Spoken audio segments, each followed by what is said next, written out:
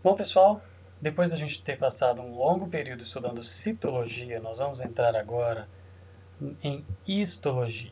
Nós vamos continuar falando de células, mas agora células que estão trabalhando juntas para desempenhar o mesmo papel. São os tecidos. Células elas são constituídas por moléculas, elas são formadas por moléculas que estão formando estruturas diferentes. Essas moléculas são formadas por átomos.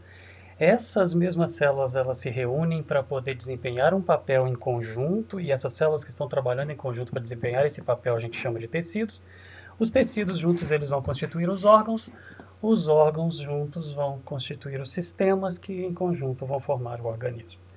Falando então sobre tecido, a melhor definição que a gente tem para eles é esse, então, são células que estão trabalhando em conjunto para desempenhar o mesmo papel, para desempenhar uma função. Bom, a gente tem 4 tipos básicos de tecidos aí: o epitelial, o conjuntivo, o muscular e o nervoso. O epitelial é o que a gente vai gastar tempo falando sobre ele aqui hoje. O tecido epitelial ele é formado por células que, por definição, são células poliédricas. A gente tem algumas variações que a gente vai estar tratando ali, mas são células poliédricas. Mas a principal característica que vocês têm que guardar bem sobre o tecido epitelial é que são tecidos que as células elas têm pouca ou nenhuma substância entre elas, substância intercelular. Se a gente está pensando falando de um tecido que ele está desempenhando um papel de proteção, de revestimento, a gente precisa que essas células estejam justapostas, que sejam células bem firmes, bem unidas. E quando elas estão bem unidas, quanto mais substância intercelular você tiver, menor essa adesão que elas teriam para poder desempenhar esse papel de proteção. Então, característica principal do tecido epitelial, entre as células você tem pouca substância intercelular para que você tenha uma maior adesão. Pensando nas células do tecido epitelial, a gente pode ter vários tipos diferentes de classificações. Algumas dessas classificações, o mesmo tipo de célula vai ser classificada de várias formas diferentes, dependendo da classificação que a gente está usando. Nós vamos ver todas elas aqui. Então, nós temos aqui 2 tipos de tecido epitelial. Em primeiro lugar, epitelial de revestimento e epitelial glandular.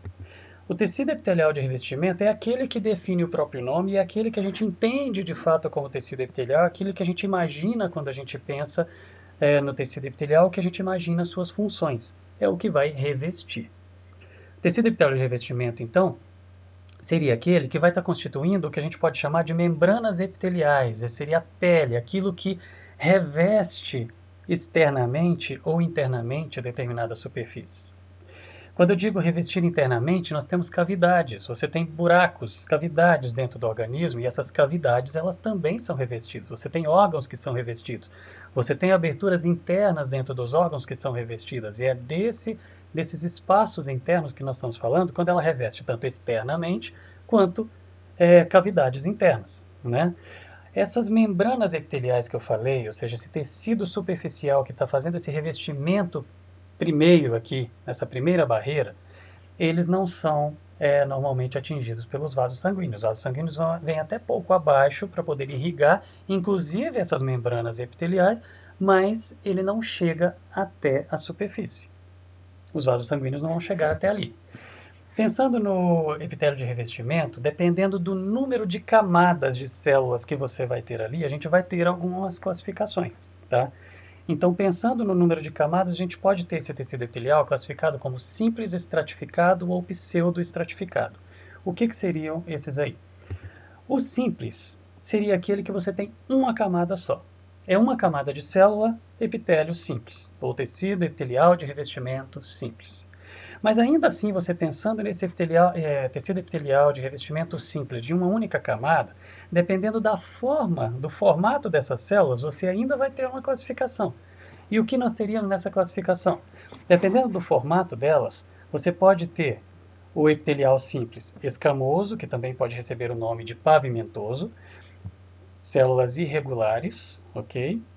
Por isso, escamoso ou pavimentoso são células irregulares, embora tenha só uma camada. O epitelial cúbico são células mais homogêneas e que você tem realmente parecendo ali alguns quadradinhos, alguns cubos, como a gente vai ver isso de novo aqui. O epitélio prismático, aqui é onde a gente vai ver mais retângulos, células compridas, alongadas, que a gente pode chamar de epitélio prismático, colunar ou cilíndrico, e também o tecido epitelial colunar, ou esse cilíndrico aqui, ele pode ter cílios, então ele ser um epitelial colunar ciliado, ok? Agora vamos ver cada um deles separadamente. Bom, o tecido epitelial simples, ou pavimentoso, aquele irregular, como eu falei ali, embora eu tenha o simples plano ou pavimentoso, embora eu tenha só uma camada, mas eu tenho células irregulares, a gente tem como principal exemplo dele aqui o endotélio. O que é o endotélio? Aquela parte interna dos vasos sanguíneos, aquela primeira camada ali dentro dos vasos sanguíneos de revestimento. A gente está falando ali de um epitélio simples, mas plano ou pavimentoso, porque as células elas são irregulares ali. A gente vai ter algo não padronizado, não homogêneo nesse tipo de epitélio.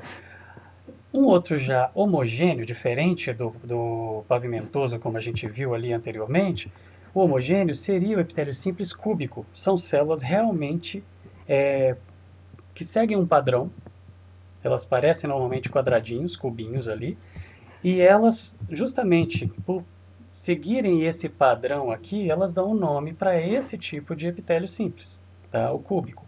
Onde a gente vai encontrar isso? Revestindo ovários, revestindo os rins por dentro. Você vai ver que não são exatamente quadradinhos, mas são células bem parecidas entre si e que têm uma forma aproximadamente cúbica, né? Quando eu falo aproximadamente cúbica, você olhando fotos verdadeiras dessas células, você vai ver uma imagem parecida com cubos, mas elas têm um certo nível de irregularidade.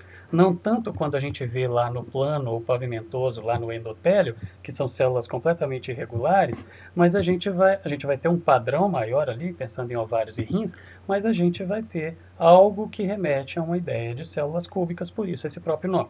Tá bom? Agora, você tem também o simples prismático, como eu citei, que seriam aquelas mais retangulares ali, que a gente pode chamar também de colunares ou cilíndricas. Então, tecido epitelial simples, prismático, colunar ou cilíndrico. Onde a gente vai encontrar esse tipo de células? São células alongadas, núcleos alongados também, mas você vai vendo um padrão linear ali, ou seja, o núcleo está mais ou menos na mesma altura, o citoplasma dessas células ocupa um espaço mais ou menos regular, constante, e você vai ver todas essas células distribuídas ali, revestindo o local onde elas se encontram. E onde é isso? A gente vai encontrar principalmente revestindo internamente o estômago e o intestino. A diferença é que no intestino nós vamos ter as microvilosidades, e aqui no estômago a gente não está enxergando isso, mas são células de um tecido epitelial simples prismático, essas células alongadas, como a gente está falando. Agora, você tem os epitélios estratificados. O simples, como eu falei, você tem uma única camada. O estratificado, você já vai encontrar camadas diferentes de células ali. Você vai ter várias camadas de células. Bom, esse estratificado, onde você tem camadas diferentes de células, como a gente está visualizando aqui, eles podem ser classificados também. Eu vou ter sempre classificações internas aí. Então, dentro do estratificado, eu posso ter o estratificado pavimentoso, que é o que a gente vai encontrar, por exemplo, na epiderme, revestindo aqui externamente o nosso organismo, certo? O pavimentoso, ou seja, você vai ter várias camadas de células irregulares, como a gente já viu na classificação anterior, e você pode encontrar o estratificado prismático, onde você vai ter células mais regulares, como a gente pode encontrar, por exemplo, nos ductos glandulares, ou seja, as glândulas elas produzem a sua secreção, jogam num ducto que vai jogar essa secreção lá para fora. Então, nesses ductos, a gente vai encontrar, por exemplo, esse epitélio estratificado. Você tem várias camadas de células, mas elas são mais homogêneas, então a gente vai ter epitélio estratificado prismático. E na epiderme, onde você vai ter um atrito maior e uma mudança de forma maior, você vai ter que encontrar o estratificado, várias camadas, porém pavimentoso. Bom, o que mais que a gente tem? O pseudoestratificado. Pseudoestratificado é onde você visualmente, olhando para uma imagem, como você vê nessa daqui, você tem a impressão de ter camadas, ter estratos de células diferentes, porque os núcleos estão ocupando alturas diferentes. Mas se você observar, as células todas estão presas no mesmo plano. Você tem somente uma camada de células, mas que tem formas diferentes e alturas diferentes, e o núcleo está posicionado em altura diferente, então você tem essa impressão de ser tecido estratificado, que você tenha mais de uma camada, mas você tem uma só. Onde que a gente encontra isso? Na traqueia. Bom, a gente também tem os epitélios de transição. De transição seriam aqueles que mudam a sua forma. A gente teria o epitélio, então, estratificado, você tem várias camadas, porém, dependendo da tensão superficial que ele vai, ou da pressão que ele vai sofrer, você tem a impressão de mais camadas ou menos camadas. Onde a gente encontra isso, e esse local já explica para a gente como que é esse epitélio de transição, é a bexiga. Bexiga vazia, você tem a impressão de mais camadas. Bexiga cheia, ele está esticado, você tem a impressão de menos camadas. Então, por isso, o epitélio ele é estratificado realmente, mas de transição, porque elas se acumulam ou não, dependendo da tensão que você tem ali naquela região. E você tem, por último, os epitélios glandulares, que são os epitélios que vão constituir as glândulas. São células que vão produzir secreção e que, porque elas têm essa função secretora, elas estão junto do tecido epitelial, a gente está falando de tecido epitelial glandular, mas elas não estão fazendo esse papel de revestimento, elas simplesmente estão juntas ao tecido epitelial de revestimento. Então, no próximo bloco, a gente vai conversar sobre as glândulas, ok? Até já!